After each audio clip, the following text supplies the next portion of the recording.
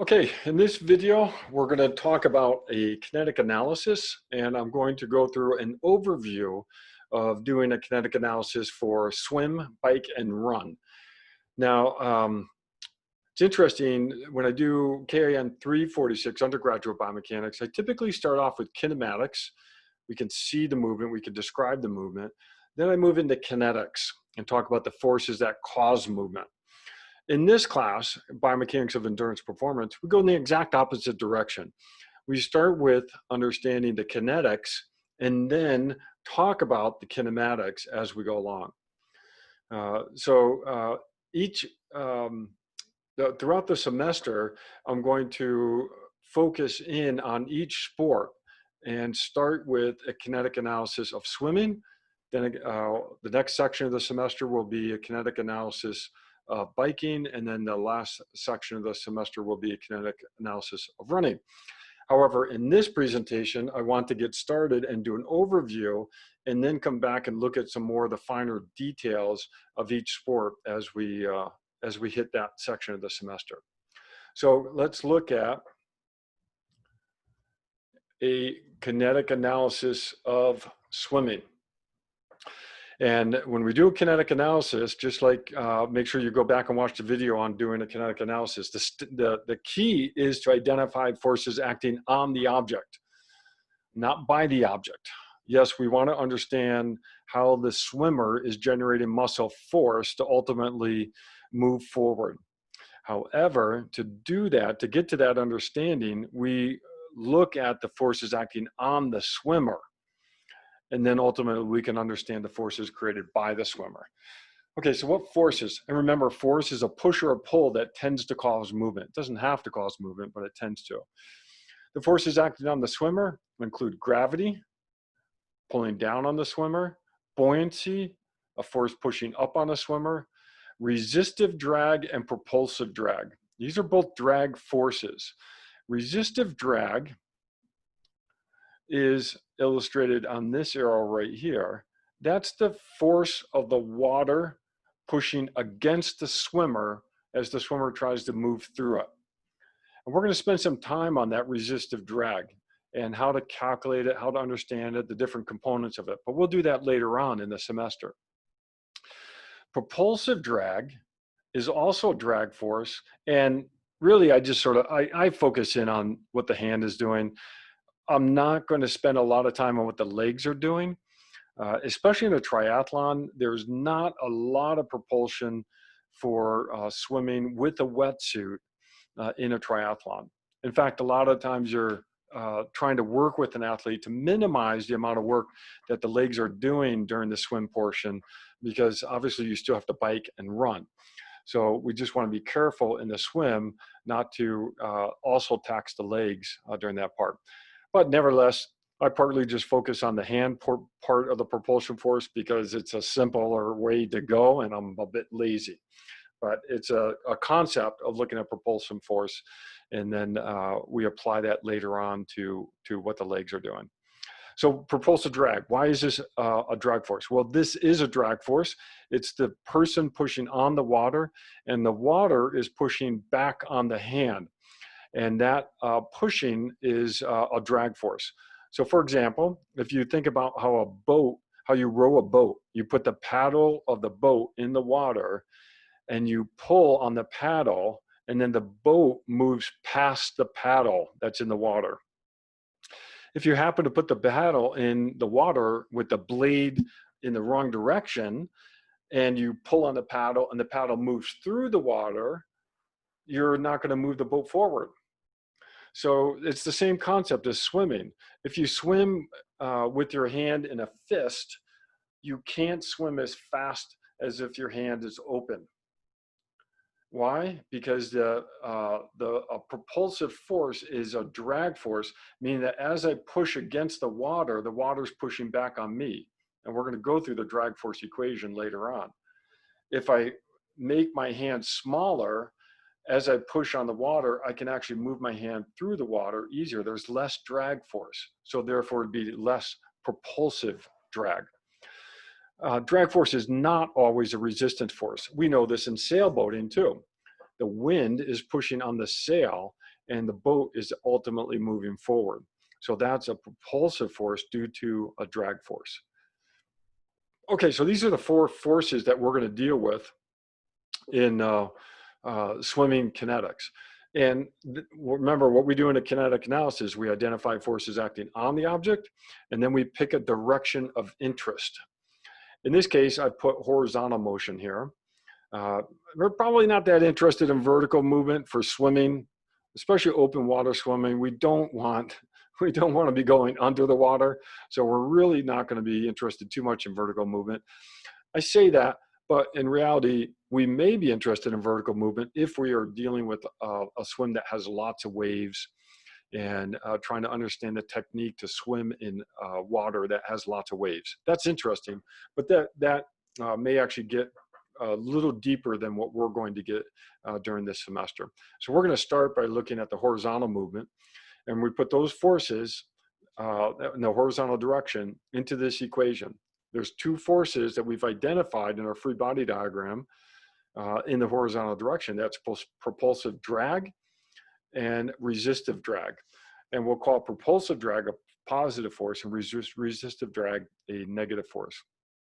We add those two up and we get mass times acceleration of the center of mass. Or if we wanted to figure out propulsive force, and I'll show you later on how we do this, we can actually measure the drag force and the acceleration of the swimmer. Knowing the mass of the swimmer, we can ultimately get propulsive force.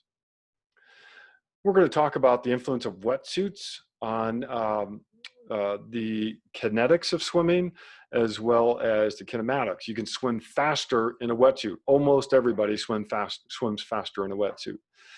That's because you're in part reducing the resistive drag that's happening. If you can reduce the resistive drag, you're allowing the propulsive force to create more kinematics, more movement. Okay, so that's a quick summary of swimming kinetics. Let's look at cycling kinetics. Oh, this looks terrible, but it's really not that bad. We need to identify forces acting on the object. In this case, the object is going to be considered the bike cyclists together. And I'm not going to do just the biker or just the bike. We're going to call this a system.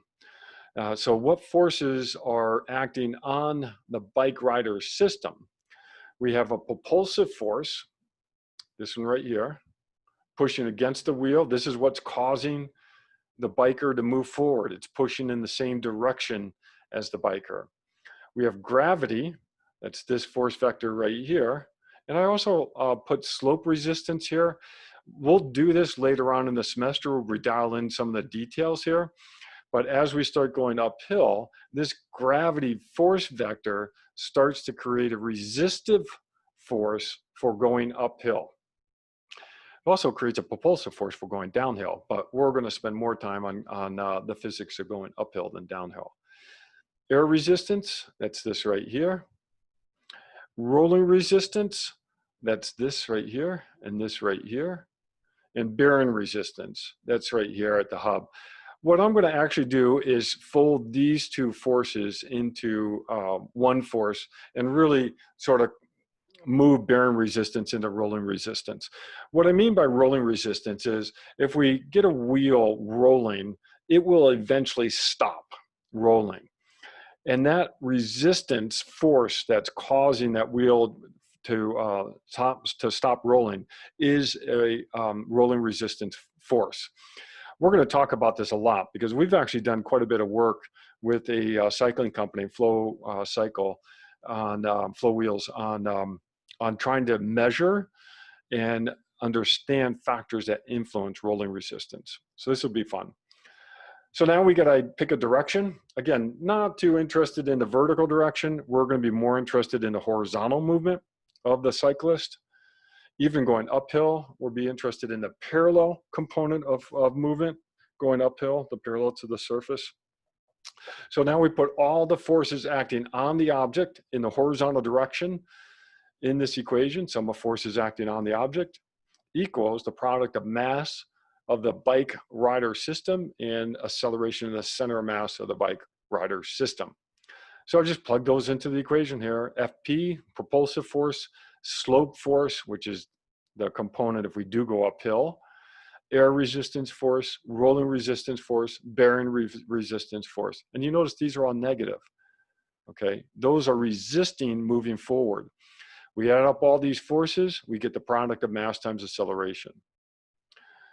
All right, so now I'm going to throw this in here right now, and I'm going to explain this in more detail when we get to the cycling portion of the semester. But I want you to, this is almost going and giving you the end product of what we're going to work towards later on in the semester. What I've done in this next step is I've multiplied both sides of the equality sign by V. Okay, oh, and I did two things. So I'm doing really shortcuts here. I moved all these negative forces to the other side of the equality sign. So they're over here and now they're positive. So I just added these forces to the other side of the equality sign. And then I multiplied both sides of the equation by the velocity of the bike rider system. So how fast is the biker going? 20 miles per hour, 25 miles per hour. I multiplied this side of the equation and I do the same thing to this side of the equation. And what I get is a new equation.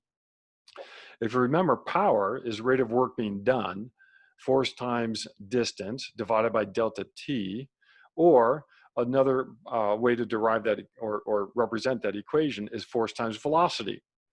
That's power right here, force times velocity. So now we have power equals all the resistance forces times how fast the cyclist is going. Or I could rewrite that equation as V equals power over all the force resistance forces. I got cut off there. So these equations are different ways to think about cycling. Power, as you hear me talk about this, this represents the rate of converting chemical energy to mechanical energy, how fast we're using our fuel in our body, our carbohydrates or fats, to move the person, all right? We measure power on the bike by using power meters, and you're going to hear me talk about these with cycling. Okay, so this is an equation we're going to get to for the cycling portion of the semester. And then the last slide I have is on running kinetics, and we identify the forces acting on the runner. We have gravity pulling down on the runner. We have ground pushing up on the runner. And we do have air resistance here. Oh, I left that arrow out. I missed it. So there should be an arrow pushing against the runner to represent a resistance. If it's if he's running, in this case, he's running into the wind. If it's a tailwind, it would be a propulsive force, so forth. I did not put the equations down, but hopefully you can do that now. You can pick a direction that you're interested in, and maybe it's the vertical direction. Maybe it's the horizontal direction. It's one of those two usually. Sometimes it's the medial lateral direction, depending on what we're interested in doing. Then we put those forces into the equation, we add them up, and we get mass times acceleration of the center mass. Okay, so that's our overview. That's my overview of a kinetic analysis for each sport.